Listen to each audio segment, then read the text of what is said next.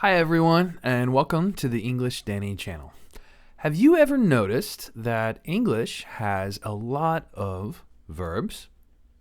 Have you ever noticed that many of these verbs are almost the same, but mean very different things? Words like get out and get up, or give up and give away. Well, you've noticed something called phrasal verbs. Today, I'll explain a bit about the different kinds of phrasal verbs and really focus on explaining the first type. Let's get started.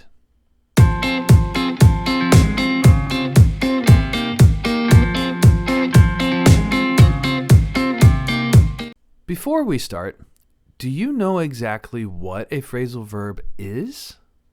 Well, it's a combination of a verb and one or two particles. These particles are usually a preposition, but can also be an adverb. So here's an example of a phrasal verb. I want to give up. The game is too difficult.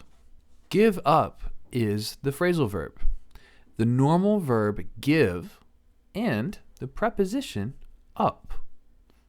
These are two words, but have a meaning as if they were one word. What does give up mean? It means to quit. See, it can be a little bit confusing. So we're starting a series of videos that will explain all about the 4 different kinds of phrasal verbs. We'll also give you a great list of the most common phrasal verbs in English with explanations of what they mean and how to use them. This is very important for you to learn because native speakers use phrasal verbs a lot in their daily speech.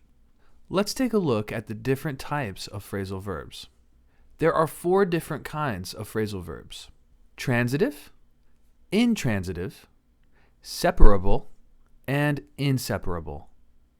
In today's video, we'll be learning about transitive phrasal verbs. To use a transitive phrasal verb, the sentence must contain an object. So let's look at an example sentence. We'll use a different phrasal verb, turn down, which means to decline. We need a subject. How about the woman? Okay, now we need a verb. We're using turned down. Because turned down is a transitive phrasal verb, we must add an object. We cannot only say the woman turned down. This is not correct. We must ask or say, what did the woman turn down? So let's add an object to our sentence. The woman turned down the party invitation. There, that's better. Let's look at another example. We'll use the phrasal verb bring up or brought up. Bring up means to raise a child. So again, let's choose a subject. My grandmother. Now we add the verb brought up. Let's stop here. Can we finish this sentence now? No. Brought up is a transitive phrasal verb. That requires, what do we need to add?